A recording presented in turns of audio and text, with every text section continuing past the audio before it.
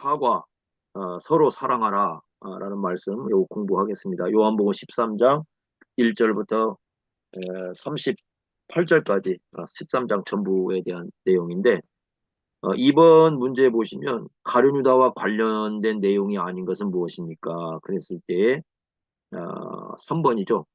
주를 위하여 내 목숨을 버리겠나이다 라고 말한 사람은 베드로죠. 베드로, 유다가 아니라 베드로입니다. 나머지 세 개는 다 가룟유다에 해당이 됩니다.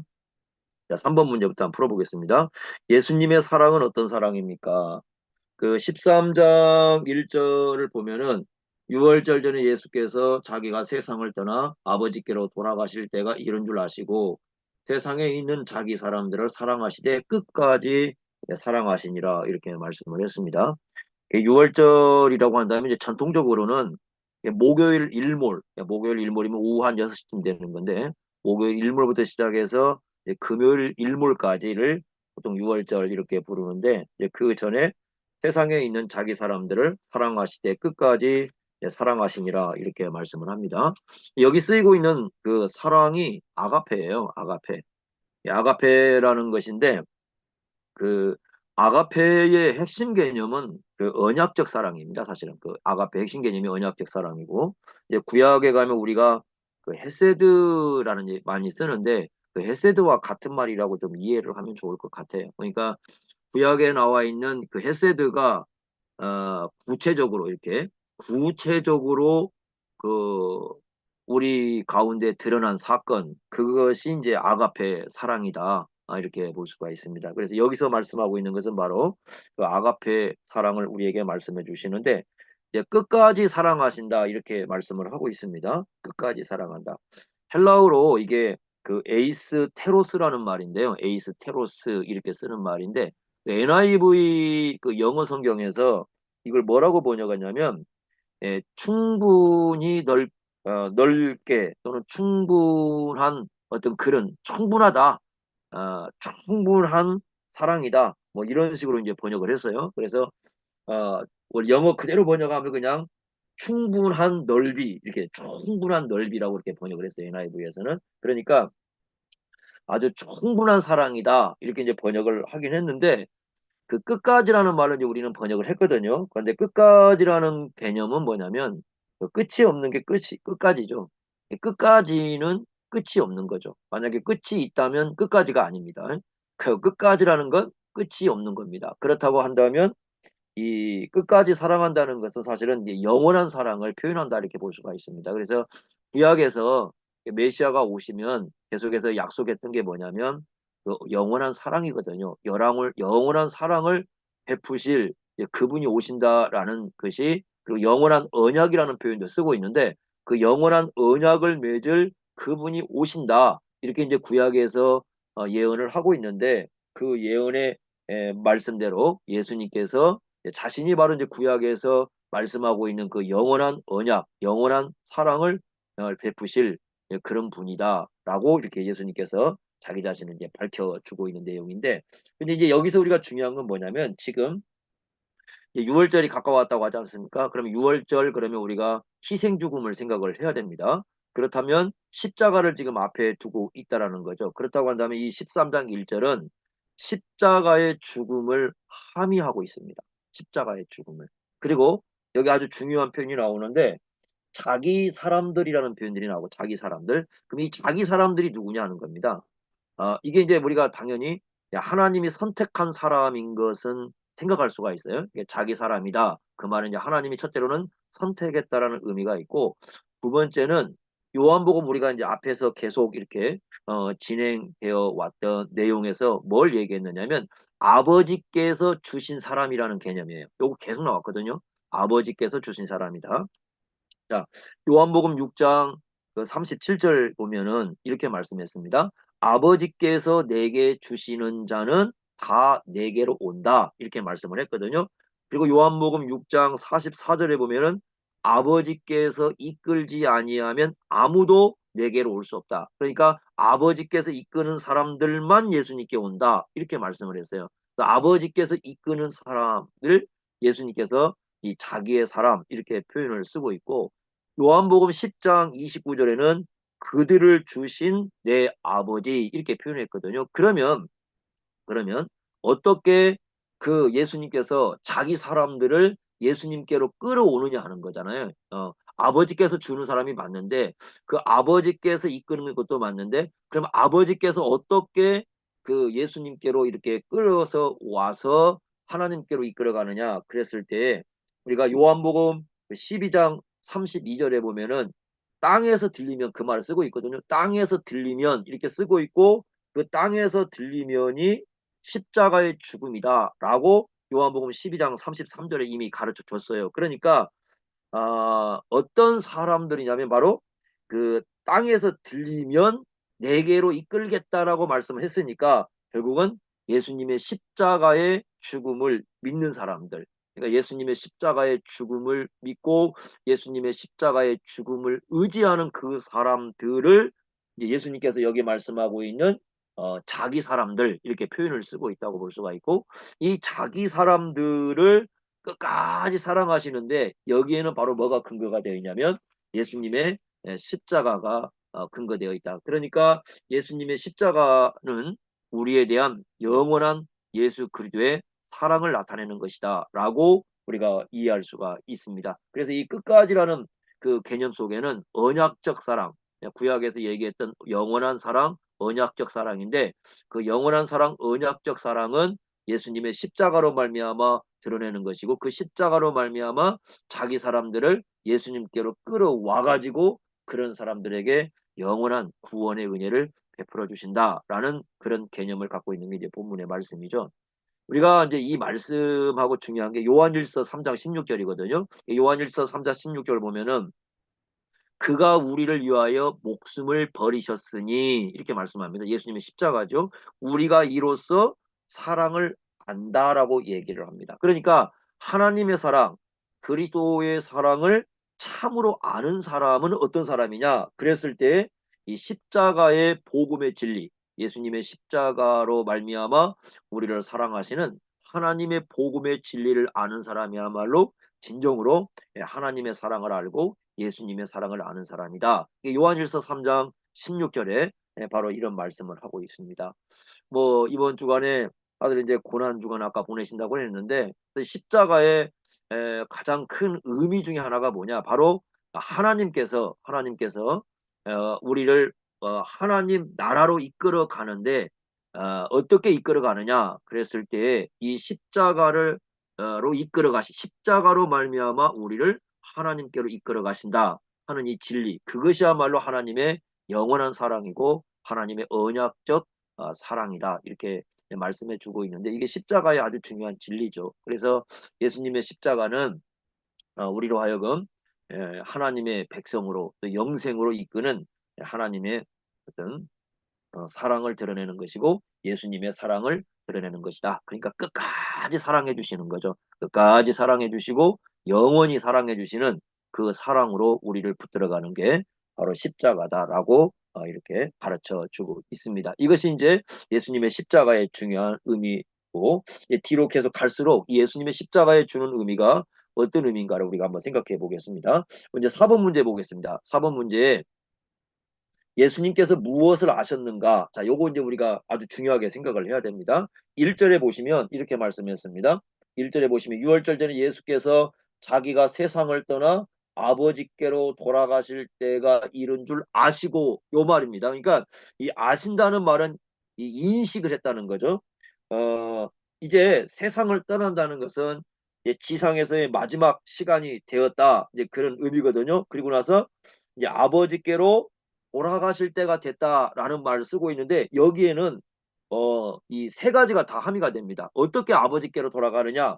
십자가, 부활, 승천의 순입니다. 십자가, 부활, 하늘에 올라가는 순서인데 이런 순서로 이제 아버지께로 돌아가시는 거거든요. 그런데 이제 그 앞에서 요한복음 앞에서는 뭐라고 말씀했냐면 계속해서 아직 때가 아니라고 얘기를 했습니다. 아직 때가 아니야. 아직 때가 아니야. 계속 이 부분을 강조해 왔거든요. 그래서 예를 들면 2장 4절, 요한복음 7장 30절, 8장 20절에 아직 때가 아니다. 이렇게 말씀했는데 이제 드디어 때가 되었다라고 얘기합니다. 언제부터 이 말씀을 쓰고 있냐면 요한복음 그 12장 23절부터입니다. 요한복음 12장 23절부터 이제는 때가 되었다라고 말씀을 하고 있습니다. 그래서 이제는 아버지께로 돌아가실 때가 되었다. 이것을 아셨다. 이 아신다는 말은 충분한 인식을 하고 있다는 겁니다. 그러니까 예수님이 모르는 게 아니라 충분히 자신에 대한 인식을 하고서 지금 이 말씀을 하고 있다. 그러니까 이 부분이 굉장히 조금 이따 이제 중요해집니다. 왜냐하면 예수님께서 이제 이 장면 중에 보면은 발 씻기는 장면이 나오잖아요. 발을 씻길 때 예수님이 자기가 누군 줄 몰라서 그렇게 발을 씻기는 게 아니라 자기 자신에 대해서 충분하게 인식을 했기 때문에 발을 씻긴다는 거예요. 그러니까 자기가 어떤 분인지, 어떤 존재인지 이걸 충분히 인식을 했기 때문에 이 제자들의 발을 씻기는 그런 일을 한다. 이렇게 말씀하고 있기 때문에 이 말씀을 먼저 이해하는 것이 발 씻는 데는 상당히 중요합니다. 자, 그리고 3절도 한번 보시면요. 이렇게 말씀했습니다.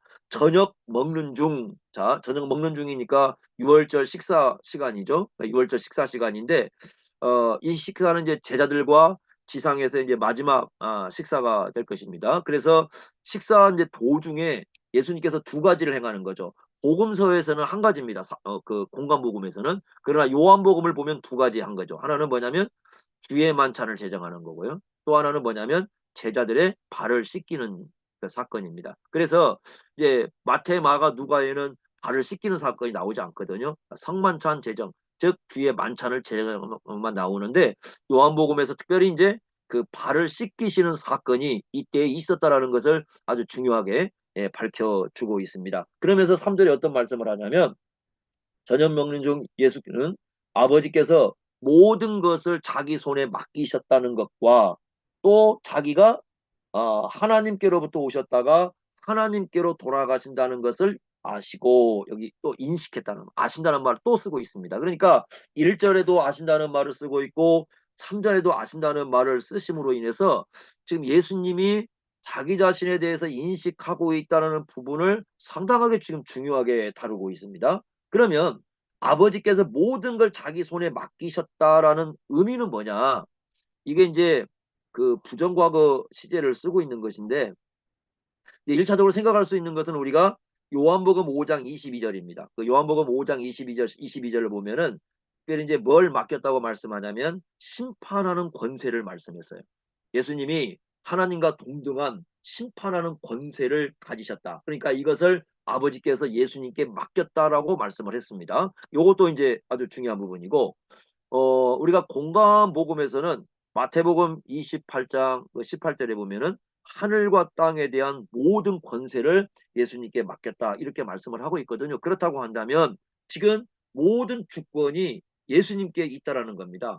지금 이 시간에 이제 그 요한복음 13장을 보면 이 시간대에 조금 지나고 나면 십자가를 이제 지시는 이렇게 죽음으로 나갈 것이거든요. 그럼 이런 시간도 마찬가지인데 십자가를 지시고 무덤 속에 들어가시고 부활하시고 하는 이런 모든 그 시간도 사실은 예수님의 그 주권에 달려 있다라는 의미를 여기서 부여해주고 있습니다. 왜냐하면 예수님께 모든 걸 맡겼으니까요. 맡겼으니까 이 모든 역사, 모든 시간을 예수님께서 주관하고 계신다. 그러니까 이 말씀은 결국은 예수님은 역사의 주권자일 뿐만 아니라 하늘과 땅의 모든 걸 통치하시고 다스리시는 그런 존재이시고 뿐만 아니라 요한복음 5장 21에 말씀하는 것처럼 장차 심판하는 권세를 가지신 그런 분이다. 그러니까 이 말은 무슨 뜻이냐면 예수님이 자신이 얼마나 놀라운 그 영광을 가지신 분인지 얼마나 놀라운 권세를 가지신 분인지 알고 있다라는 거예요. 모르는 게 아니라 알고 있는 겁니다.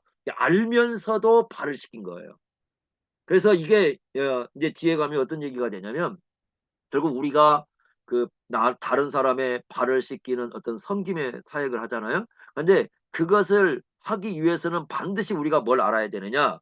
우리가 어떤 존재인가를 알아야 되는 겁니다. 예수님을 따라서 그러니까 우리가 본받는다면 그러니까 자기 인식이 분명한 사람, 내가 누군가, 내가 어떤 존재인가, 내가 하나님과의 관계에서 어떤 존재인가를 올바르게 아는 사람들이 다른 사람을 올바로 섬길 수 있다라고 우리에게 말씀해주는 굉장히 중요한 부분이죠.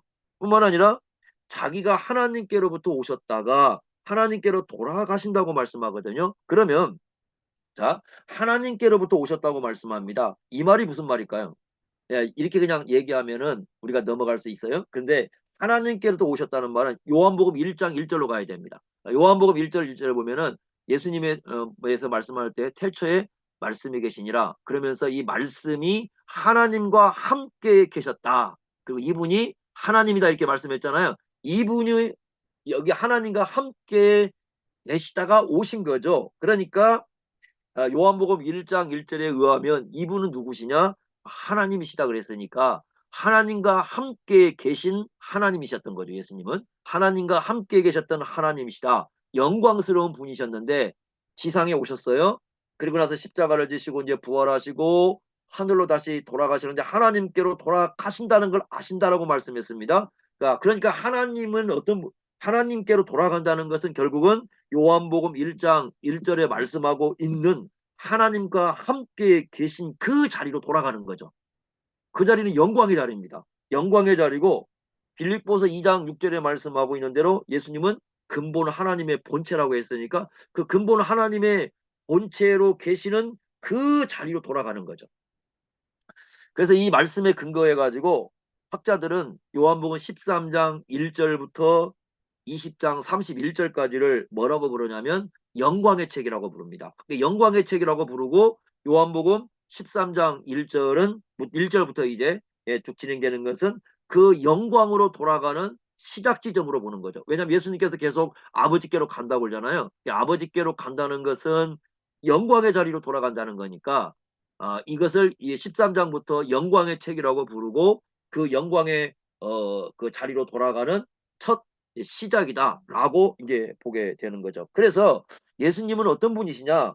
자기가 어떤 분인지 모르고 일을 하시는 분이 아니라 자기 인식이 분명하다는 거죠. 자기가 어떤 분인지, 즉 얼마나 영광스러운 분이신지, 원래부터 얼마나 영광스러웠는지, 그리고 십자가를 지시고 앞으로 가실 때에도 얼마나 그 영광스러운 존재인지 그걸 다 아시고 예수님께서 어떤 일을 하신 거죠.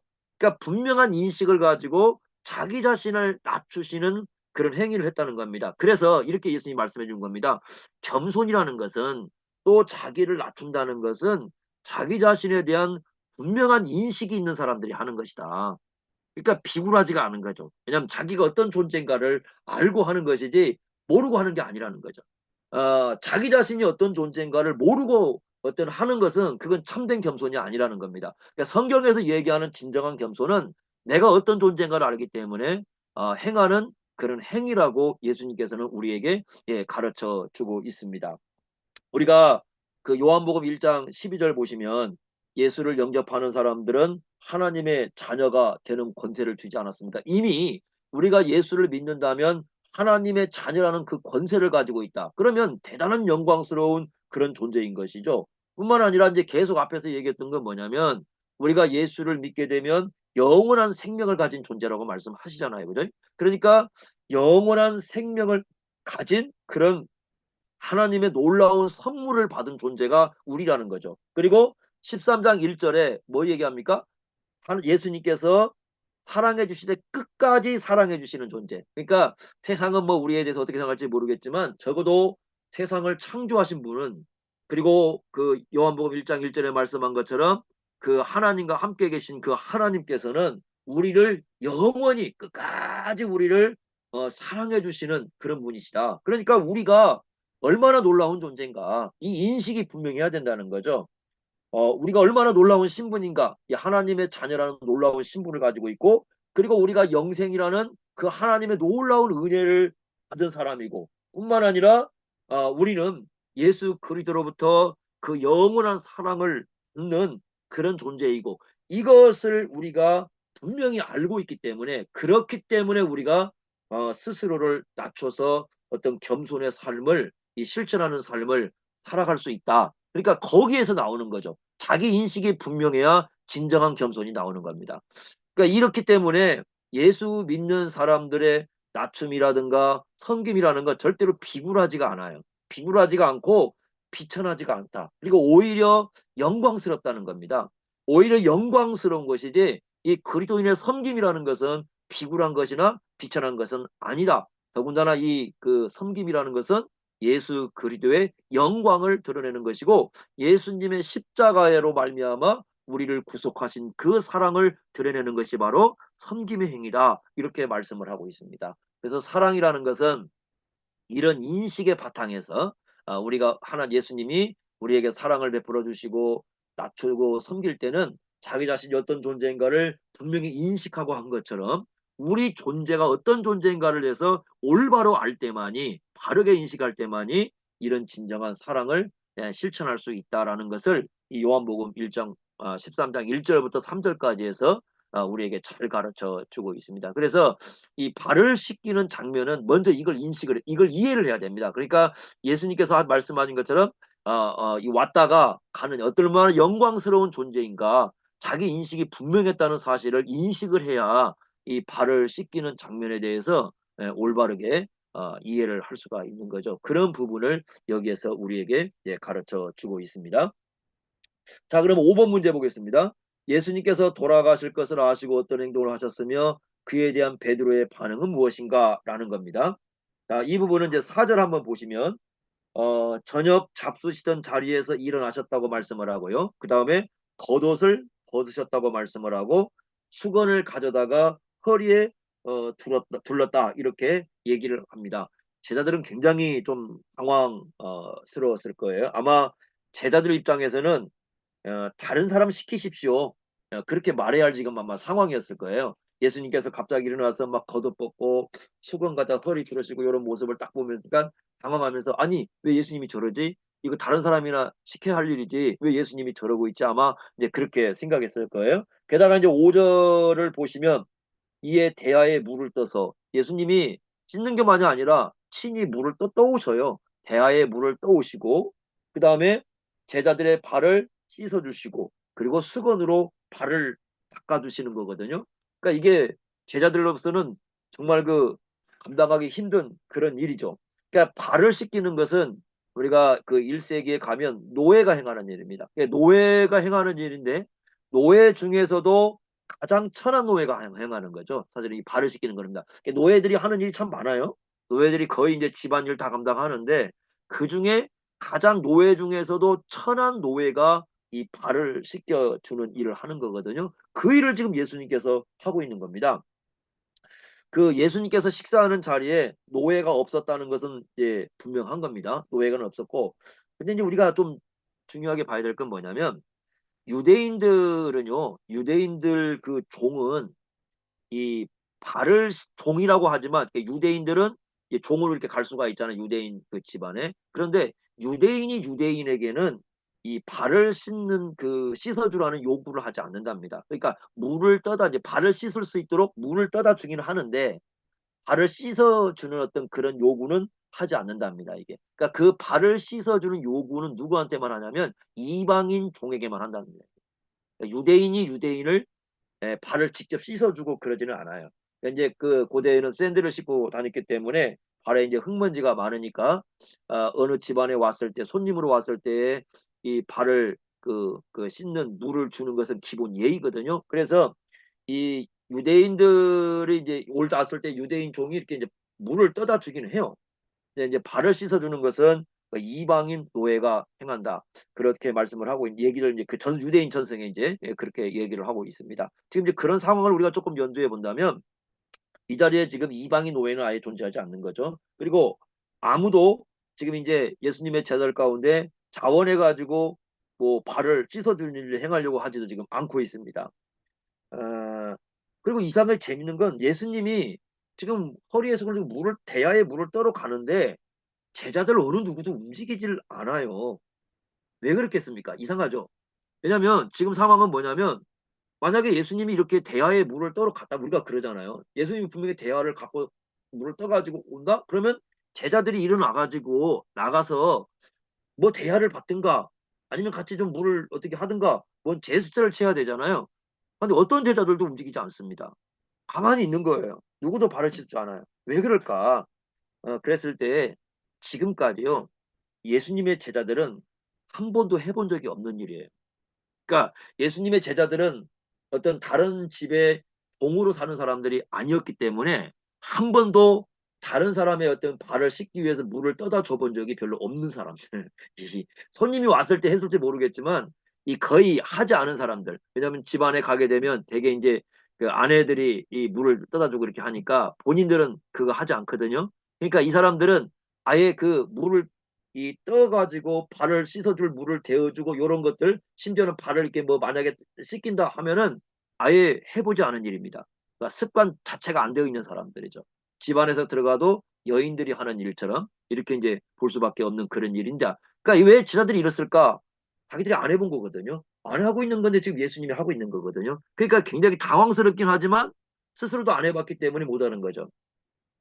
그 남편들이 집안에서 설거지 하잖아요. 그럼 설거지를 늘 하던 사람들은 뭐 예를 들면 밥그릇 한두 개 씻는 거 그냥 이렇게 바로바로 하잖아요. 근데 안 해본 사람들은요, 이 밥그릇 하나 드는 것이 굉장히 낯설 거예요. 잘 못합니다. 저도 이게 안 합니다. 못하기도 하고 안 해봐가지고. 그리고 어떻게 씻는가도 모르죠. 그러니까 이제 처음 이렇게 밥그릇 씻으라 그러면 여인들은 보면은 이렇게 그 해가지고 난 다음에 수세미로 다시 물로 씻을 때 수세미를 이렇게 씻어내잖아요. 남자들은 안 해본 사람 어떻게 하면 손으로 씻어냅니다. 이렇게. 그러면은 그 거품 잘 안 빠지거든요. 그러면 이제 옆에 있는 이제 아내한테 이제 한 소리 듣죠. 그렇게 하는 거 아니라고. 그럴 수 있어요. 안 해봤으니까. 그러니까 이 습관이 전혀 되지 않은 거예요. 지금 제자들 입장에 낯선 겁니다. 어떻게 생각하면 제자들 입장에서는 굉장히 낯선 행동을 지금 예수님께서 하고 있다. 이렇게 얘기를 하는 거죠. 게다가 이제 6절에 보면은 시몬 베드로에게 갑니다. 그러니까 베드로가 반응을 하잖아요. 자신의 발은 씻을 수 없다라고 얘기를 합니다. 내 발은 씻을 수 없습니다.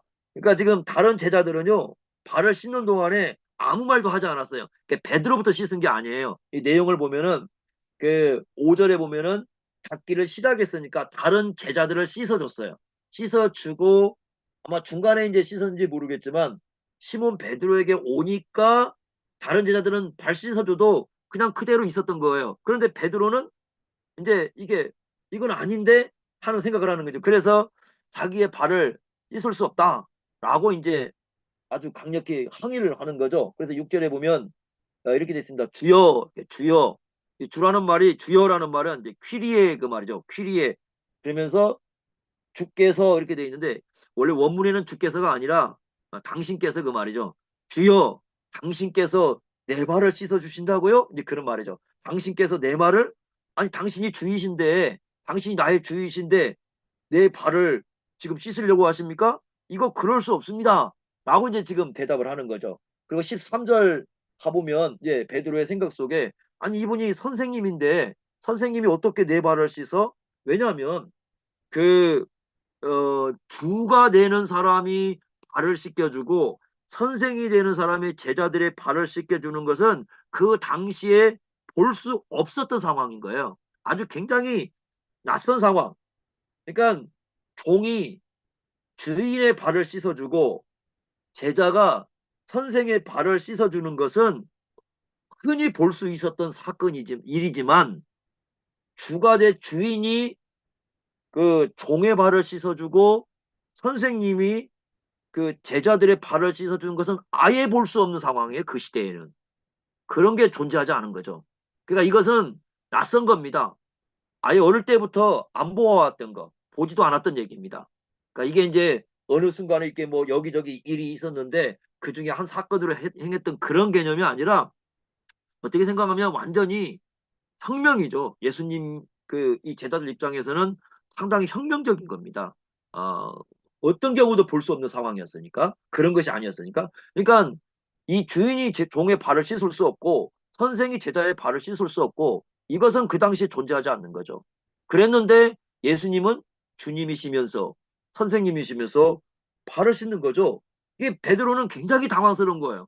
지금 다른 제자들은 앉아서 예수님께서 발을 씻어주고 있는데 이게 지금 무슨 상황이지? 아마 본인들도 정신 못 차렸을 거예요. 그런데 이제 베드로는 여기에 대해서 항의를 합니다. 주님, 당신이 주이신데 어떻게 내 발을 씻으며 당신이 선생님인데 어떻게 내 발을 씻습니까? 이렇게 이제 항의를 하는 거죠. 굉장히 낯선 상황에 지금 발생을 하는 거죠.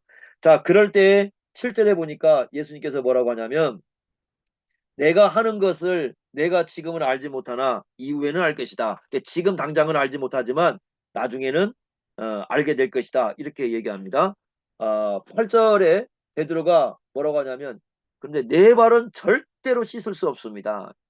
절대 씻을 수 없대요. 계속해서 얘기합니다. 내 발은 절대 씻을 수 없습니다. 주님, 안 됩니다. 5절에 보면 이미 발 씻기를 시작했어요. 다른 제자들은 발을 씻어주고 수건을 닦아주고 아무도 거절하지 않았습니다. 그러나 베드로는 거절합니다. 굉장히 이제 당황스러웠고 본인은 이럴 수 없다. 주님이신 예수님께서 이럴 수 없다라는 분명한 생각을 한 거죠. 그때 이제 주님 말씀이 뭐냐면 8절에 내가 너를 씻어주지 아니하면 너는 나와 상관이 없다라는 말씀을 합니다. 여기 이제 중요한 건데 내가 너를 씻어주지 아니하면 내가 나와 상관이 없다. 상징적인 의미가 이제 부여되고 있는 말씀이죠. 이것은요, 상징적인 의미가 부여되고 있다. 상관이 없다라는 말은 이제 관계가 없다는 말이죠. 이게 베드로가 가장 두려워했던 말은 무슨 말이냐면 예수님이 너 나와 상관없어. 이제 그 얘기를 가장 두려워합니다, 베드로는. 사실은 이게 베드로가 좀 성질이 급해도 이제 그런 말들 앞에서는 이 꼼짝을 못 하는 거죠. 그러니까 이제 베드로는 예수님이 너 나와 상관없어. 그러니까 이제 막 이 펄쩍 뛰는 거죠. 요즘 사람들은 하나님이 너 그러면 나와 상관없어. 예수님이 너 그러면 나와 상관없어. 뭐 그래도 상관없으면 말고요. 뭐 이러는데 베드로는 그렇지 않아요. 너 나와 상관없어. 그러면 베드로는 이 가장 두려운 말이거든요. 그러니까 이제 베드로는 이제 이게 상관없다는 말에 아주 강력한 또 이제 반응을 하는 걸 우리가 볼 수가 있습니다. 그러니까 예수님께서 내가 너를 씻어준다. 우리가 뒤에 이제 보면 알겠지만 이 씻어준다는 개념은 사실은 이제 죄 사함의 진리라고 볼 수 있습니다. 그러니까 죄를 씻어주는, 죄를 용서해주는 죄 사함과 관련된 지금 진리라고 볼 수 있습니다. 우리가 앞에 지금 예수님이 십자가를 앞에 두고 있다는 걸 계속 염두에 두셔야 됩니다. 그러니까 예수님의 십자가의 의미를 지금 드러내고 있는 겁니다. 예수님의 십자가는 어떤 의미를 갖고 있느냐? 바로 씻어주는 의미죠. 그러니까 이 죄를 완전히 씻어주는 그런 의미를 가지고 있는 것이 예수님의 십자가죠. 그러니까 예수님의 이 십자가를 앞에 두고 지금 이 얘기를 하고 있기 때문에 만약에 예수님이 십자가로 말미암아 씻어주지 않는다면 베드로는 심각한 문제가 생기는 거죠. 이 당시에는 지금 다 이해를 못했어요. 베드로도 아마 그랬을 겁니다. 이 부분에 대해서 이 말씀의 의미를 이해하지 못했을 텐데 아마 이제 시간이 지나고 난 다음에는 이 의미가 무엇인가를 분명히 이해를 했을 것입니다. 그러니까 이런 거죠. 베드로와 예수님이 관계를 갖기 위해서는 어떻게 해야 되느냐? 예수님의 십자가의 죽음으로 그 베드로의 죄를 반드시 깨끗이 씻어 줘야 됩니다. 그러니까 예수님의 십자가로 말미암아 이 베드로가 가지고 있는 모든 죄를 깨끗하게 씻어 줘야 예수님과 관계가 있다라는 거죠. 만약에 그것이 없다면은 예수님과 아무 관계가 없다라는 거죠. 그러니까 이게 상당히 중요한 말이죠. 예수님의 십자가는요, 우리가 예수님의 십자가를 지신 것을 객관적 구속사역이라 그렇게 부르거든요. 객관적 구속사역이다. 그러니까 믿든 안 믿든 예수님의 십자가에 죽으셨거든요. 그런데 그 객관적 구속 사역을 행하신 예수님과 관계를 맺기 위해서는 어떻게 해야 되느냐? 성령이 역사하셔야 되고 성령이 역사하셔서 예수님의 십자가의 보혈로 죄를 씻어줘야 됩니다. 이 역사가 일어나야 되죠. 그래야 예수님과 관계가 이루어지게 되는 거죠. 그러려면 이제 십자가 복음이라는 것이 굉장히 중요하죠. 그러니까 예수님과 우리가 관계를 맺으려면 반드시 이 십자가의 복음이 있어야 되고 예수 그리스도의 십자가가 있어야 예수님과 우리는 관계를 맺게 되는 존재죠. 요걸 예수님께서 말씀해 주는 거거든요. 그래서 이 말씀을 이제 중요하게 말씀하는 이유가 왜 그러냐면 이제 뒤에 가면 발 씻는 우리가 장면은 당연히 이제 섬김에 대한 얘기잖아요. 섬김에 대한 얘기인데 이 섬김은 어디서 나와야 되느냐? 그랬을 때에 바로 십자가의 복음에서 나와야 된다. 그러니까 발을 씻어주는 게 섬김의 모습이라면 이미 전신을 씻는 것은 십자가의 은혜거든요. 그렇다고 한다면 예수님이 말씀하는 건 뭐냐면 우리가 서로를 향해서 어떤 낮아진 자세에서 섬김을 실천하고 발을 씻어주고 이러한 어떤 삶을 살아가는 것은 반드시 예수님의 그 십자가로 말미암아 우리의 모든 죄 씻음을 받은 그 하나님의 은혜가 있어야 그 은혜에서 나오는 열매가 되어야 된다. 이걸 가르쳐 주는 겁니다. 그러니까 두 가지를 지금 크게 얘기하는 거죠. 하나는 뭐냐면 앞에서 우리가 겸손이라는 것, 다른 사람의 발을 씻어주는 것은 자기가 어떤 존재인가에 대한 분명한 인식, 그게 있어야 된다는 거죠. 내가 어떤 존재인가에 대한 분명한 인식이 있고 자기 인식이 분명해야 얼마나 예수 그리스도로 말미암아 받은 은혜가 큰가, 하나님의 사랑이 얼마나 큰가를 진정으로 올바르게 인식하는 사람이 겸손의 섬김을 실천할 수 있고, 두 번째는 예수님의 십자가의 보혈, 그러니까 예수님과 관계를 맺은 사람들, 예수님의 십자가의 그 복음으로 말미암아 죄 씻음을 받은 그 하나님의 은혜가 얼마나 큰가를 알 때에 또한 진정한 겸손으로서의 섬김의 삶 또는 낮아진 그러한 섬김의 삶을 실천할 수 있다라는 것을 가르쳐 주고 있습니다. 그렇다고 한다면요, 그 이제 곳곳에서 이 발 씻어주는 세족식 많이 하잖아요. 세족식 많이 하는데, 사실 이제 세족식을 할 때 그냥 사람들은 이게 발을 씻어주면 되는 줄 알지만, 정작 중요한 건 뭐냐면 이 두 가지 사건, 그러니까 두 가지 사실이죠. 하나는 내가 어떤 존재인가를 바르게 인식한다는 것, 두 번째는 예수님의 십자가의 복음인데, 이걸 올바로 깨닫지 못하면 사실 세족식이라는 건 큰 의미를 갖지 못한다는 거예요. 이건 일회성으로 이제 이벤트성으로 끝나게 되는 거죠. 그러니까 정말 중요한 것은 이 복음을 가지고 나와야 돼요. 세족 우리가 발을 씻어주는 섬김은 이 복음을 기초로 해서 나와서 이게 열매로 나와야 그것이 올바른 발 씻음이 될 수가 있고 진정한 섬김이 될 수 있다는 것을 우리에게 말씀해 주고 있는 중요한 말씀이라고 볼 수 있죠. 대개 이제 그 많은 사람들이 이 예수님의 발을 씻을 때 요 부분은 생각하지 않고 그냥 발 씻는 이 장면으로 바로 가가지고 우리가 섬겨야 됩니다, 이렇게 얘기를 하는데, 그러나 그 이전에 먼저 강조가 돼야 될 것은 바로 이 진리입니다. 이 두 가지의 진리가 먼저 강조가 되고 난 이후에야 여기에 뿌리를 두고 나오는 열매로서의 어떤 섬김, 그 열매로서의 자기를 낮추심, 이것이 선포가 되어야 이 말씀이 균형 있게 제대로 올바르게 선포되는 것이다, 이렇게 말할 수 있다는 거죠. 넘겨서 6번 문제입니다. 그럼 예수님께서 제자들의 발을 씻기시는 의미가 무엇입니까? 라는 건데요. 13장 8절부터 13절까지 쭉 나옵니다. 자, 예수님께서 뭐라고 했습니까?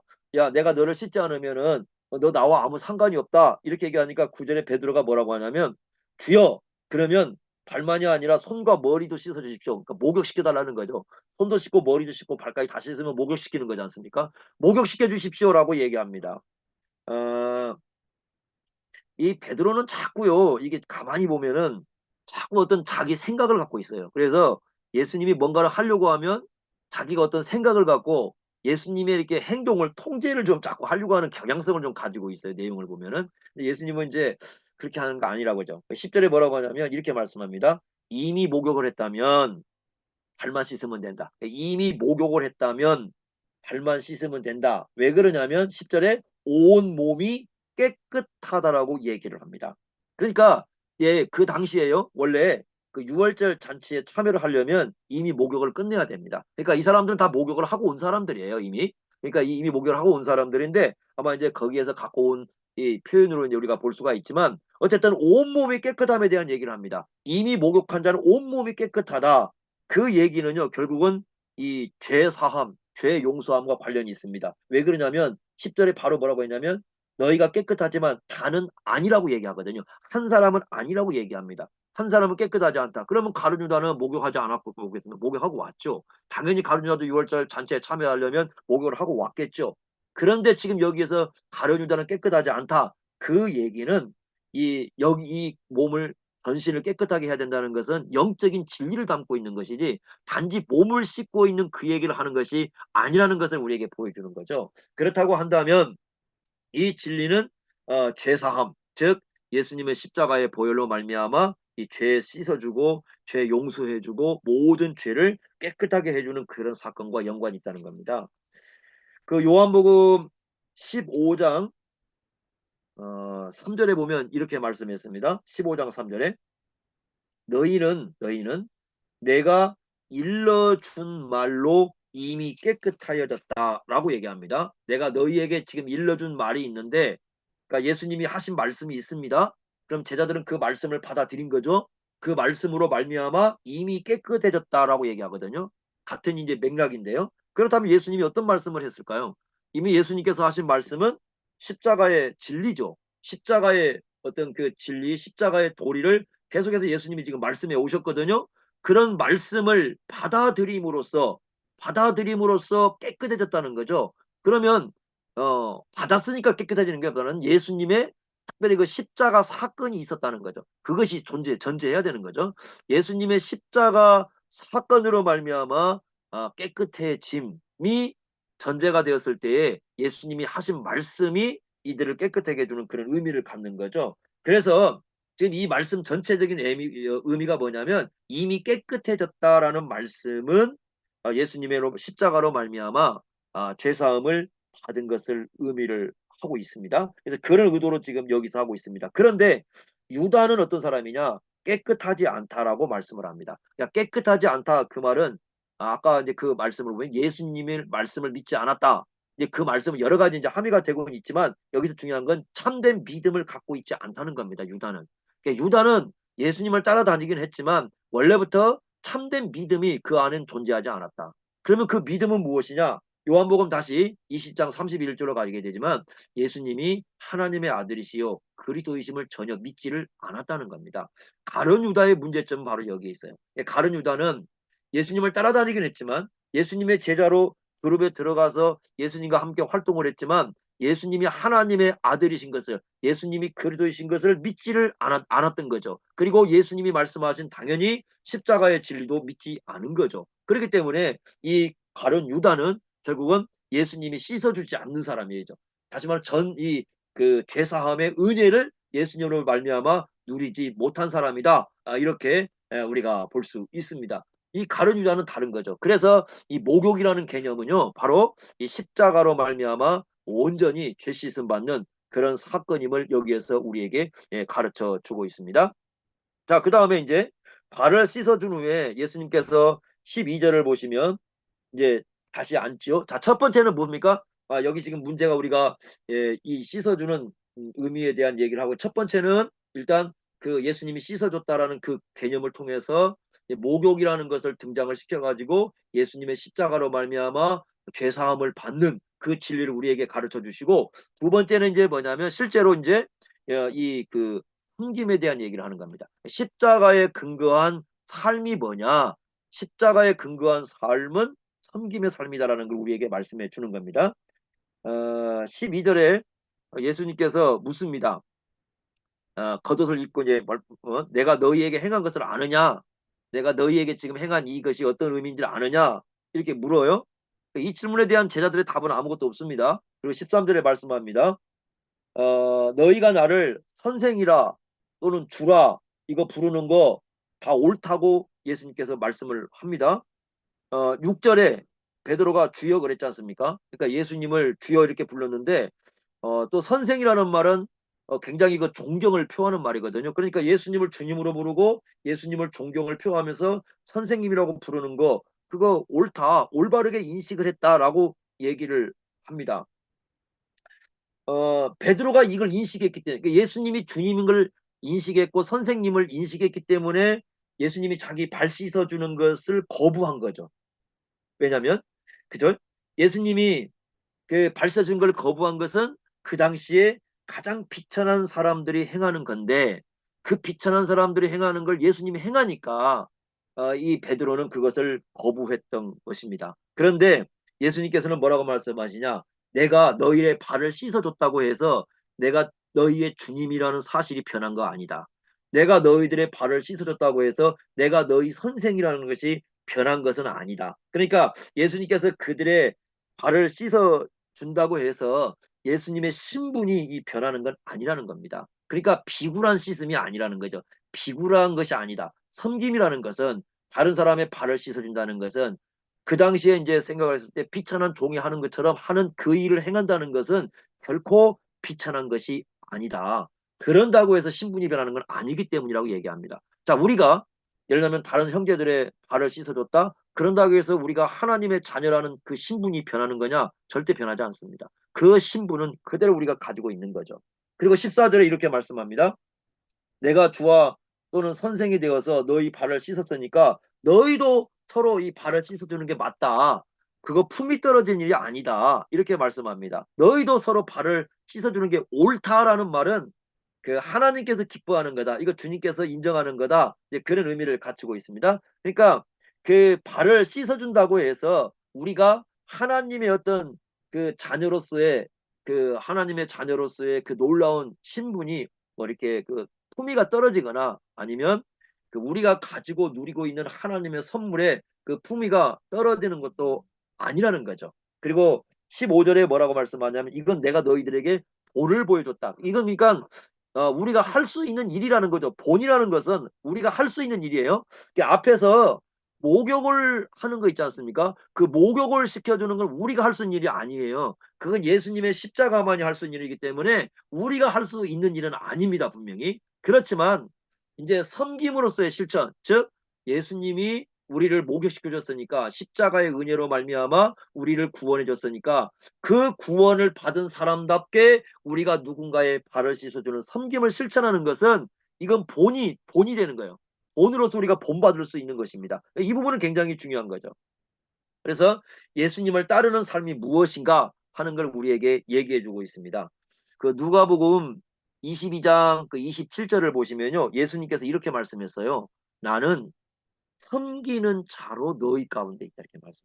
예수님이 스스로가 자기가 섬기는 자로서 우리 가운데 있다 이렇게 말씀함으로써 그 예수님 자신이 섬기는 자라고 말씀해 주는데 그 섬김을 실제적으로 이제 예수님께서 보여주고 있는 거죠. 또 아까도 말씀드렸지만 요한복음 3장 16절 그리스도께서 우리를 위하여 목숨을 버리셨으니 우리가 이로써 사랑을 알고 그 다음에 우리도 그와 같은 사랑의 은혜를 받은 사람답게 사랑을 실천하는 것이 맞다라고 얘기합니다. 그래서 이 말씀을 통해서 바로 예수님의 그 십자가의 은혜를 제대로 깨달은 그런 교회라면 서로를 섬기는 공동체라는 특성을 이뤄낸다는 겁니다. 이걸 예수님께서 말씀해 주는 거예요. 그래서 예수님의 십자가의 은혜를 진정으로 깨닫고 예수님의 십자가의 그 사랑이 무엇인가를 진정으로 안다면 그러한 교회 공동체라면 서로를 통해서 섬기는 이것을 실천하는 것이지 서로 대접받으려고 하는 그런 공동체를 이루지는 않을 것이다 라고 얘기합니다. 그러면 오늘날 왜 많은 교회들이 이런 섬김을 실천하지 못하고 있을까라고 이제 질문을 해본다면 믿음은 좋은데 삶이 없다라는 개념보다는 오히려 이들 가슴 속에 십자가의 복음이 분명하지 않은 겁니다. 예수님의 십자가의 복음이 그 십자가로 말미암아 우리에게 주시는 그 하나님의 사랑에 대한 그 인식 그리고 예수님께서 자기 목숨을 들이신 그 사랑의 인식 이것이 분명하지 않기 때문에 사실은 섬기는 삶을 실천하지 못한다는 거죠. 서로를 낮출 줄 모르고 그래서 우리의 근본적인 본질은 결국 예수님의 십자가에 대한 올바른 인식을 하는 것이 상당히 중요하다 하는 것을 가르쳐 주고 있습니다. 자, 7번 문제입니다. 예수님의 심령이 심히 괴로웠던 이유.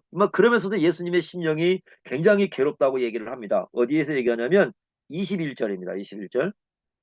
21절 보면 예수께서 이 말씀을 하시고 심령이 괴로웠다 이렇게 말씀하거든요. 왜 그러냐면 바로 이제 가룟 유다 때문이죠. 가룟 유다 때문에 예수님을 파는 그 행위를 이제 가룟 유다가 하는 걸 아시기 때문에 굉장히 이제 그 심령의 괴로움을 가졌다 이렇게 말씀합니다. 여기 괴로웠다는 말은요 어떤 말하고 같으냐면 그 우리가 요한복음 11장 33절하고 38절에 예수님께서 그 나사로의 그 죽음 앞에 가서 비통히 여겼다는 말 나오잖아요. 그거와 같은 말이에요.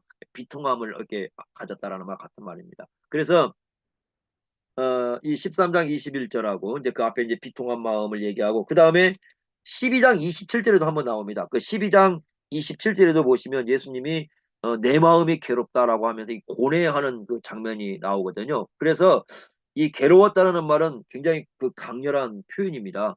사실 그 예수님이 그 가룟 유다의 배신 앞에서 어떤 마음을 가졌을까? 그냥 예수님이 어차피 배신할 거니까 아이고 담대하게 그냥 그래 너 어차피 배신할 사람이니까 하면서 그렇게 갔느냐? 그게 아니라 우리가 요한복음을 보면은 이 예수님의 심령이 그 베개도 가룟 유다 때문에 너무 괴로웠다. 너무 고통스러웠다. 비통스러웠다. 이렇게 표현을 하고 있습니다. 그래서 예수님의 심령은 발을 씻어주면서도 상당히 어떤 그런 큰 고통을 안고 있었다라고 볼 수가 있습니다.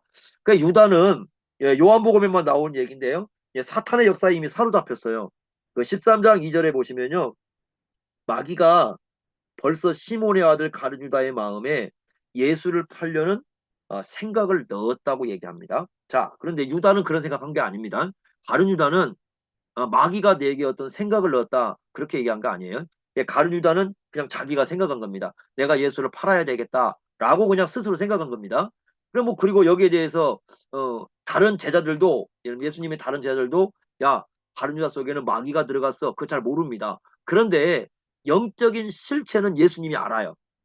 영적인 실체를 알기 때문에 예, 분명히 예수님께서 말씀한 건 그 생각을 집어넣어 준 존재는 사탄이다. 이렇게 말씀합니다.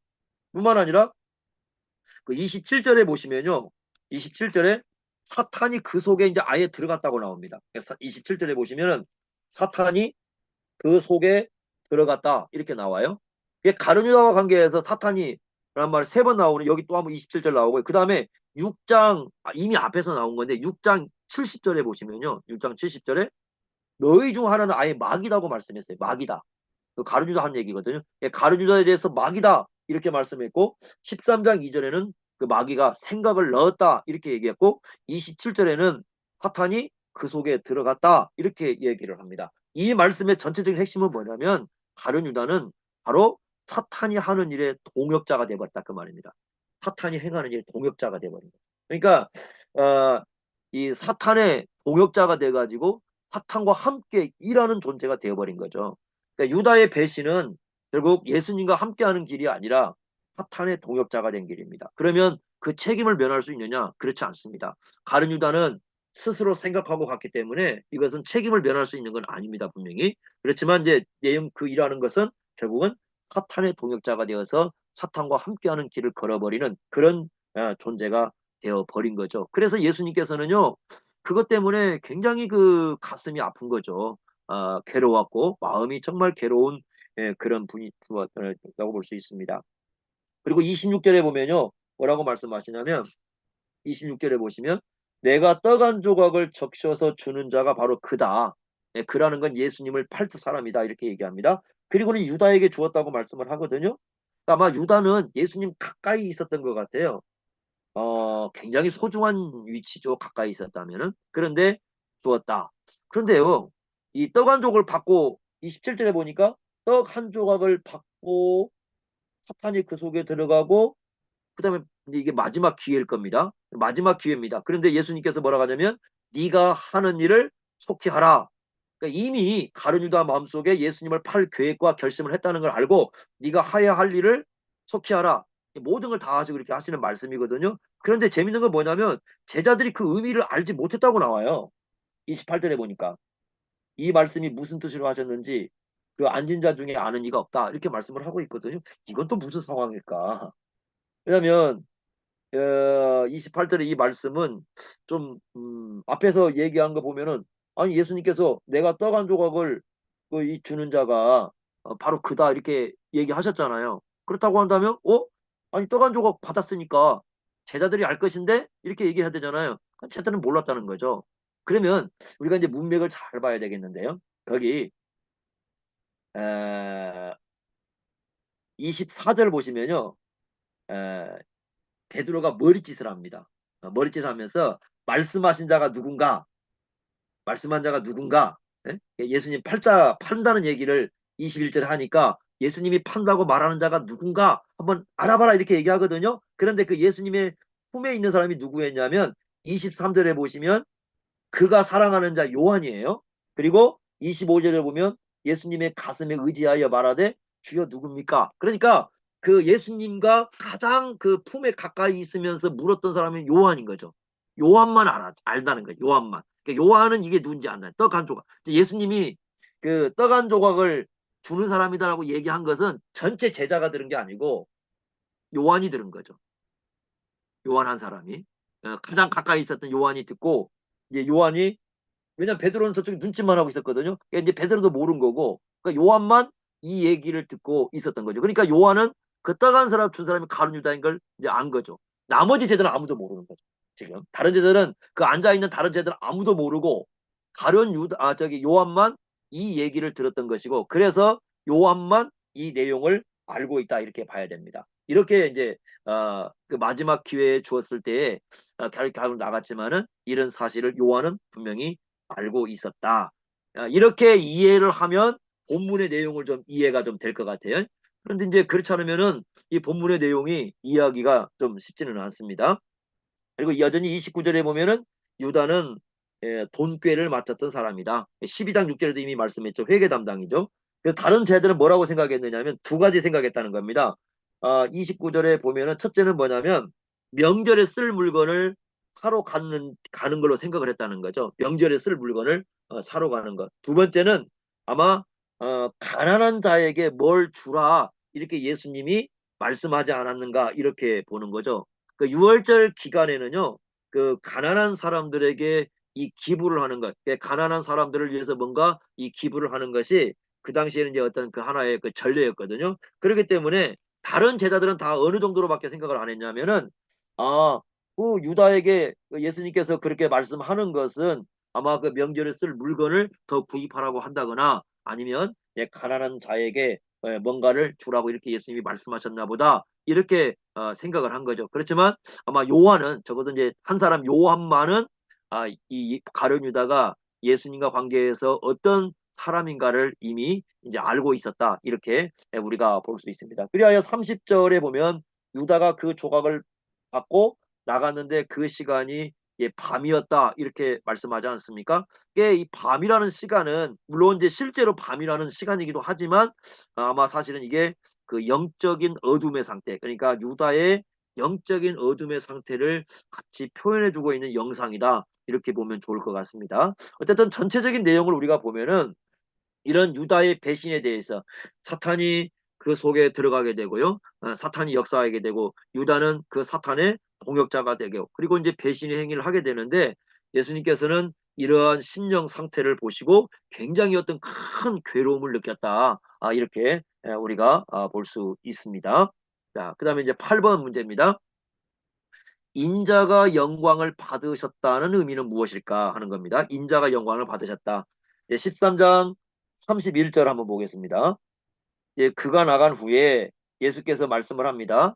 지금 인자가 영광을 받았고 하나님도 인자로 말미암아 영광을 받으셨다. 이렇게 말씀을 합니다. 일단 그 인자라는 표현을 쓰고 있습니다. 그 인자는 다니엘서 7장 13절, 14절에 나와 있는 표현이죠. 그래서 거기에 보시면은 그 인자의 그 영광스러운 모습이 나타나고 있습니다. 그래서 이제 성부 하나님께서 그 인자에게 권세를 주시고 영광을 주시고 나라를 주시고 그리고 영원한 그러한 권세를 주시는 그런 장면이 나오고 있는데 그 인자라는 것 자체가 그래서 어떤 영광스러움을 나타내게 되는데 여기 보면은 지금 인자가 영광을 받았다라는 표현을 쓰고 있습니다. 그런데 이건 어떤 의미일까 볼 때 30절에요. 유다가 배신을 하지 않습니까? 그러면 유다가 배신을 한다는 것은 이제는 예수님께서 십자가를 향해서 나아간다는 거죠. 그렇게 된다면 이 주님께서 계획한 것, 주님께서 이 땅에 오신 목적이 십자가를 지시는 것인데 하나님의 구원의 계획을 십자가를 통해서 이루시는 건데 그 구원의 계획을 실행하는 그런 의미를 갖는 거죠. 그러니까 영광을 받았다라는 말은 십자가에 죽으시고 부활하심으로 그러니까 십자가의 죽음을 통해서 부활이라는 그 영광 그리고 또 하늘로 올라가시는데 부활하시고 하늘로 올라가시는 영광을 취한다라는 의미가 될 수 있습니다. 그러니까 이 영광을 받는다 라는 말은 이미 영광을 받은 것처럼 말씀하시는 거예요. 십자가로 지러 가시는 것은 단지 십자가의 죽음만이 아니라 그 십자가의 죽음을 통해서 부활의 역사를 일으키시고 또한 하늘로 올라가시는 13장 앞에서 그 1절과 3절에서 아버지께로 돌아가신다고 말씀했잖아요. 근데 아버지께로 돌아간다는 건 영광의 자리에 올라가는 거거든요. 어떻게 돌아가시느냐? 십자가를 지시고 부활하시고 하늘에 오심으로 그 영광의 자리를 돌아가시는데 이제는 그 때가 되었다. 영광으로 돌아갈 때, 영광의 자리로 아버지께로 돌아갈 때가 되었다라는 그런 의미에서 인자가 영광을 받았다. 그리고 하나님도 인자로 말미암아 영광을 받았다라는 의미를 갖습니다. 그런데 이제 또 하나가 중요한 게 있습니다. 이 영광을 받는다는 개념에는 물론 이제 예수님이 1절과 3절에 아버지께로 돌아가실 영광의 자리로 돌아간다는 면에서 영광을 받는다라는 의미도 되지만 또 하나는 뭐냐면 어떤 일을 완성할 때, 그러니까 어떤 일을 계획하고 있는데 그 계획된 일이 완성이 되었을 때를 영광이라고 불러요. 그 당시에 이제 그런 개념이 있습니다. 어떤 일을 하려고 했을 때 계획을 짰는데 그 계획이 완성이 되었어요. 그러면 이제 그런 사건을 놓고 영광이라는 표현을 쓰고 있거든요. 아마 예수님께서 지금 이 31절에 인자가 영광을 받았다는 그 의미는 그 의미를 분명히 담고 있다라는 거죠. 그래서 요한복음 그 17장에 가보시면요. 17장 4절에 그 말씀을 합니다. 요한복음 17장 4절을 보시면요. 어떤 말씀을 하시냐면 이렇게 말씀을 합니다. 아버지께서 내게 하라고 주신 일을 내가 이루어 아버지를 이 세상에서 영화롭게 하였다. 이렇게 나옵니다. 그러니까 아버지께서 계획하신 일이 있는데 그 아버지께서 하라고 하신 일이 있는데 그 계획을 그 일을 이루심으로 말미암아 아버지를 영화롭게 하였다. 바로 이 개념이에요. 그러니까 어떤 일이 있는데 어떤 계획이 있는데 그것을 완성시켰을 때에 그 일을 이제 그 영광이라는 표현을 쓰고 있습니다. 그렇다고 한다면 지금 가룟 유다가 나갔지 않습니까? 그 30절에 가룟 유다가 밖으로 나가버렸는데 예수님을 이제 팔로 나간 거죠. 그래서 이제 십자가로 갈 것인데 바로 이 가룟 유다가 나가는 것은 가룟 유다 입장에서는 예수님을 배반하는 거지만 실제적으로는 역사의 주권자이신 하나님께서 자신의 구원의 계획을 이루어 가고 있는 역사라 그런 면에서 하나님의 영광을 말하고 있다는 거죠. 그러니까 예수님의 십자가의 죽음 그 자체가 하나님의 영광을 드러내는 겁니다. 왜 하나님의 영광을 드러내는 거냐? 바로 예수님의 십자가는 하나님의 그 구원의 계획, 그것을 이루시는 일이기 때문이다. 우리가 그 요한복음 3장 16절 보시면 하나님이 아들을 세상에 보내신 목적이 나오지 않습니까? 그 보내신 목적이 우리로 하여금 영생을 얻게 하고 멸망하지 않게 하는데 그러기 위해서 십자가를 지시는 거거든요. 바로 이 일을 예수님께서 십자가에서 완성을 시키는 것이죠. 그래서 예수님은 이제 영광을 얘기하는 겁니다. 그리고 13장부터를 영광의 책이라 이렇게 부르는 거죠. 32절 보십시오. 이렇게 32절. 만일 하나님이 그로 말미암아 영광을 받으셨으면 하나님도 자기로 말미암아 그에게 영광을 주시리니 곧 주시리라. 그러니까 하나님도 영광을 받으시고, 그러니까 이제 예수님께 두 가지라고 그랬어요. 영광은 첫째는 뭐냐? 예수님께서 십자가에 죽으시고 부활하시고 하늘로 오르심으로써 영광의 자리에 올라가시는 게 첫 번째가 영광의 개념이고요. 두 번째 개념은 뭐냐? 아버지께서 하나님의 구원 계획을 이루기 위해서 예수님을 이 땅에 보내셨는데 그 구원의 계획을 완성시켜가는 면에서 영광을 얘기할 수 있다. 이렇게 얘기할 수 있습니다. 그러니까 이것이 아버지의 영광을 드러내는 것인데 이제는 아버지께서도 예수님께 영광을 부여해 주시겠다라고 말씀합니다. 그러니까 영광의 자리에 올라갈 뿐만 아니라 영광을 받도록 하시겠다라는 거죠. 이걸 가장 잘 보여주는 게 어디냐면 빌립보서 2장 8절부터 11절까지입니다. 그러니까 빌립보서 2장 8절부터 11절까지 보면은 예수님이 십자가의 죽으심으로 말미암아 성부 하나님께서 어떤 일을 하셨는가 그게 나왔을 때그 성부 하나님께서 이렇게 말씀했습니다.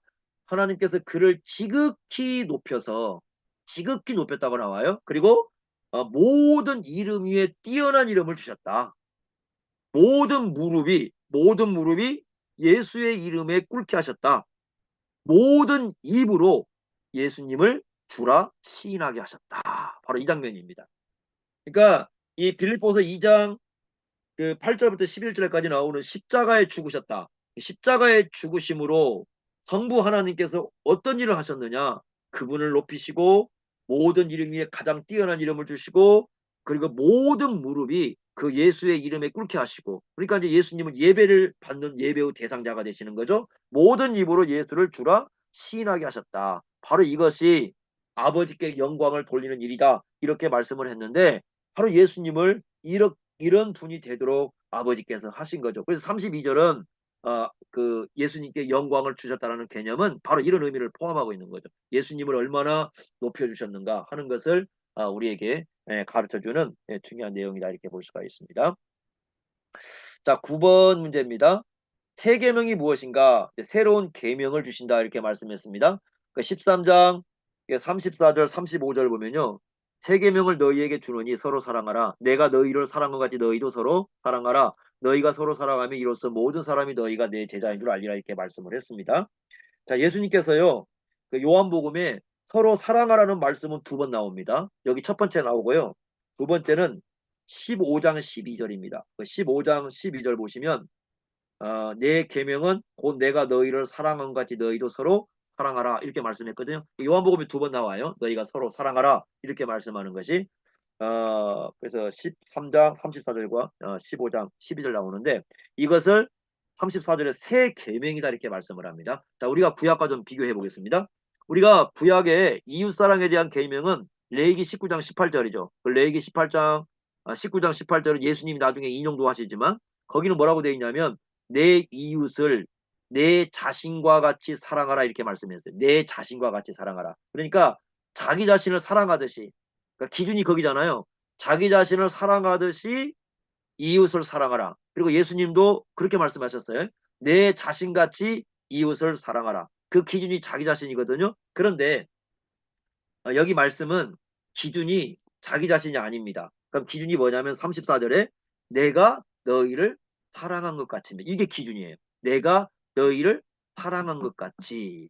그럼 예수님이 어, 우리가 이제 그 사랑하는 그 척도, 그러니까 우리가 사랑의 기준이 뭐냐? 예수님의 사랑이라고 말씀을 하고 있습니다. 그러니까 예수님의 사랑은 어떤 사랑이냐? 사실은 이 목숨을 주시는 십자가의 사랑입니다. 우리에게 목숨을 주시는 십자가의 사랑. 이게 요한일서 3장 16절이죠. 그가 우리를 위하여 목숨을 버리셨으면 우리가 이로써 사랑을 안다 그랬는데 바로 그와 같은 사랑. 그러니까 예수님께서 자기의 목숨을 주시는 그 십자가의 사랑이 우리의 사랑의 척도요. 우리가 사랑해야 할 근거라고 말씀을 해주고 있습니다. 또 요한복음에서는 예수님께서 이 제자들을 사랑하신다는 말을 몇 번 얘기를 했죠. 아까 13장 1절에 말씀했잖아요. 13장 1절에 자기 사람들을 사랑하시되 끝까지 사랑한다 이렇게 말씀했고 15장 9절에도 보시면 15장 9절에 보시면 아버지께서 나를 사랑하신 것 같이 나도 너희를 사랑한다. 예수님께서 나도 너희를 사랑한다 이렇게 말씀했어요.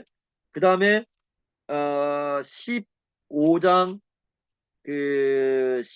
12절에 보시면 12절 아까 우리가 읽어봤던 말씀 그리고 13절 말씀해 보면 12절 13절 내가 너희를 사랑한 것 같이 그러면서 하시는 말씀이 목숨을 버리신 걸 얘기합니다. 그러니까 요한복음에서 실제로 예수님께서 우리를 사랑하신다는 말씀을 3번을 언급을 했어요. 13장 1절에 내가 너희를 사랑한다. 그 다음에 15장 9절에 나도 너희를 사랑한다. 그리고 15장 12절 13절에 내가 너희를 사랑하는데 목숨을 버리시는 사랑을 한다. 이렇게 얘기했습니다. 자, 이걸 우리가 근거로 놓고 보셔야 됩니다. 그러면 왜 새로운 계명이냐라고 했을 때 우리는 두 가지를 생각을 해야 됩니다. 요한복음 13장에서 첫 번째는 이미 앞에서 쭉 뭘 언급했습니까?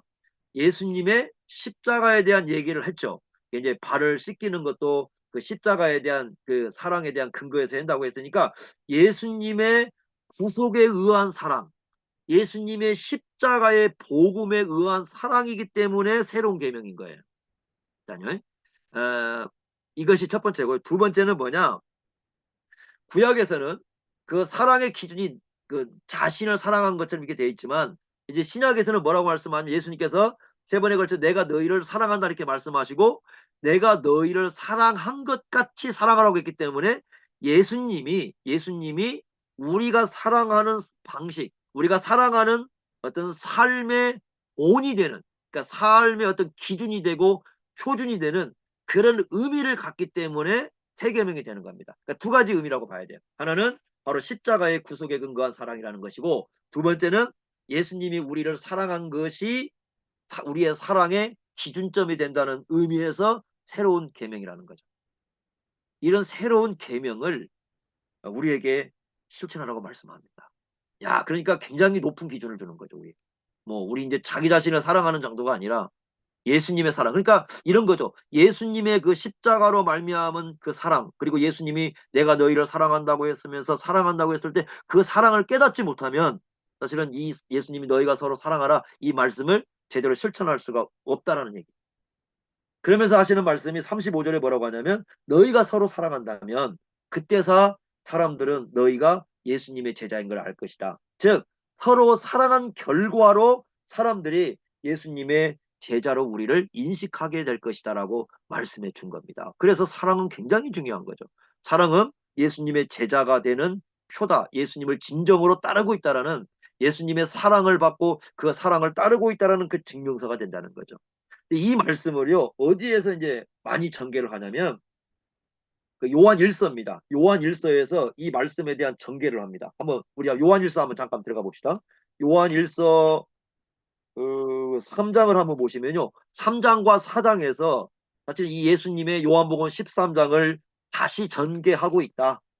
서신에서 이렇게 우리가 보면 좋을 것 같은데, 요한일서 3장 10절 한번 보십시오. 10절. 10절, 11절 보시면 이렇게 말씀했습니다. 10절.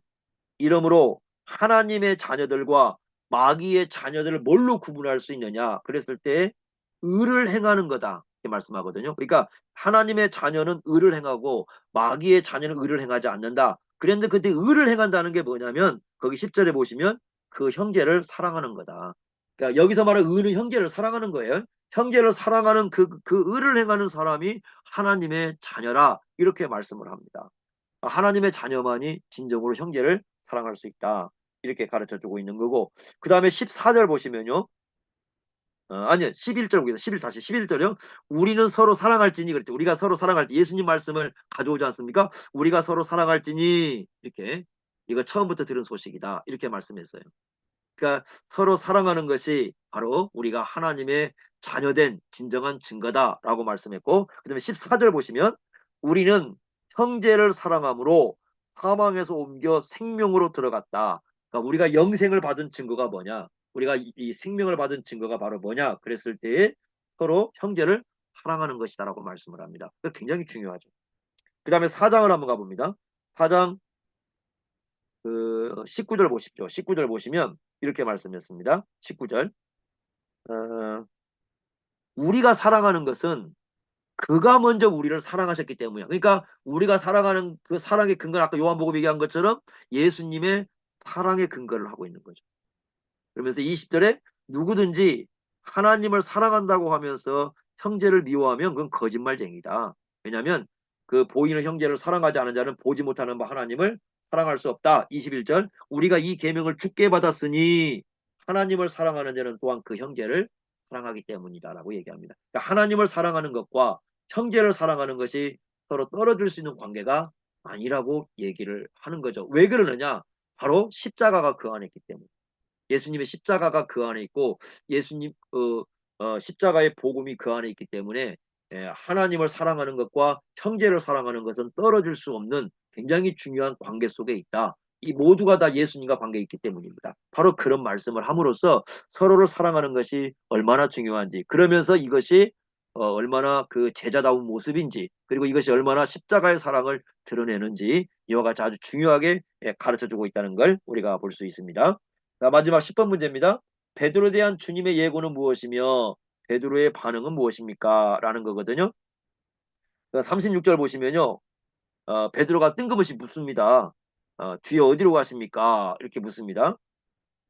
그때 예수님의 대답이 뭐냐면 내가 가는 곳에 내가 그러니까 지금 너 베드로의 개인에 대한 얘기를 하고 있습니다. 다른 제자 문제를 삼는 게 아니라 베드로에 대한 얘기인데 베드로 너는 지금은 따라올 수 없다.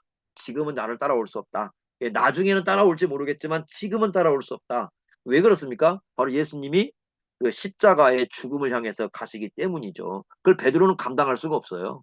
예수님이 십자가에 죽는다는 것, 예수님이 고난을 받고 십자가에 죽는다는 것을 베드로는 감당할 수 없기 때문에 예수님께서 지금은 너 나 따라올 수 없다. 이렇게 얘기하십니다. 37절에 베드로가 뭐라고 하냐면 지금은 어찌하여 따라갈 수 없습니까? 그러면서 하는 얘기가 주님을 위하여 내 목숨을 버리겠나이다 라고 얘기를 합니다. 예수님을 위해서 자기 목숨을 버리겠다는 거죠. 아마 베드로는 이때 진짜 진심으로 얘기한 겁니다. 이거 그냥 따라가겠습니다 이렇게 아니라 진짜 따라가고 가겠다 목숨 버리겠다고 이렇게 얘기합니다. 기꺼이 그렇게 하겠다는 겁니다. 그랬더니 38절에 예수님이 하신 말씀이 네가 나를 위해서 목숨을 버리겠다고 오히려 닭이 울기 전에 3번 나를 부인할 것이다.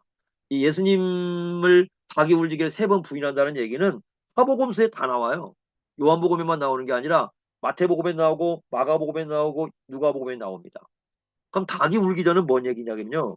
우리가 그 30절 보시면요. 30절에 이렇게 돼 있습니다. 유다가 그 조각을 받고 나가니 밤이라고 그랬잖아요. 밤. 이 밤의 시간이거든요.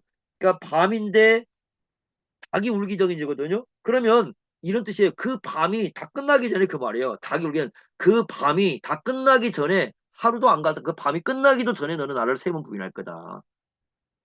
베드로는 목숨 걸고 따르겠다는데 예수님 말씀은 에이 아니야. 닭이 울기 전에 이 밤이 다 끝나기도 전에 너는 나 세 번 부인할 거야 이렇게 얘기하는 거죠.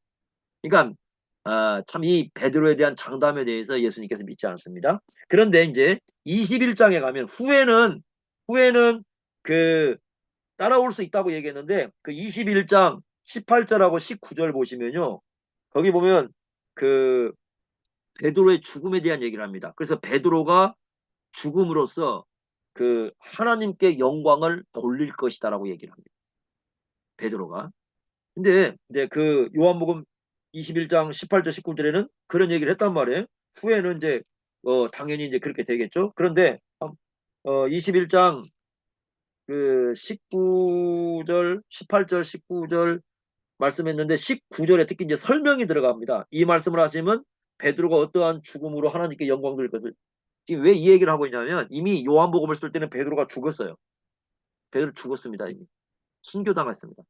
그잖아요. 네로 황제도 죽었으니까. 그러니까 요한복음을 쓸 때는 이미 베드로는 세상에 없는 존재죠. 이미 죽었고. 그러니까 그 베드로의 죽음에 대한 올바른 해석을 할 수 있게 해준 겁니다. 그러니까 베드로의 죽음에 대한 얘기를 하면서 그 베드로의 죽음은 하나님께 영광을 돌리는 죽음이다라고 얘기합니다.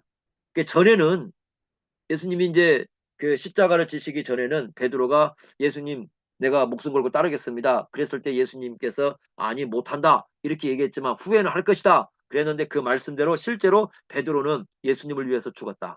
그리고 그 죽음은 결국 하나님께 영광을 돌리는 사건이 되었다. 이건 이제 요한이 해석해 주는 겁니다. 가장 늦게까지 남은. 그래서 요한이 증언해 주면서 베드로의 죽음에 대해서 올바로 이해할 수 있도록 올바로 바라볼 수 있도록 이제 그 상시 사람들에게 얘기를 해주고 있다. 이렇게 우리가 볼 수 있습니다. 그러니까 베드로도 이렇게 변할 수 있다면 뭐, 뭐 하여튼 우리가 낙심하지 말고 누구든지 변할 수 있다 예, 생각을 하고 우리가 이제 그 사람들을 돌보고 해야 될 것이다. 이렇게 보여지는 거죠. 여기까지가 요한복음 13장 전체의 내용이라고 볼 수 있습니다.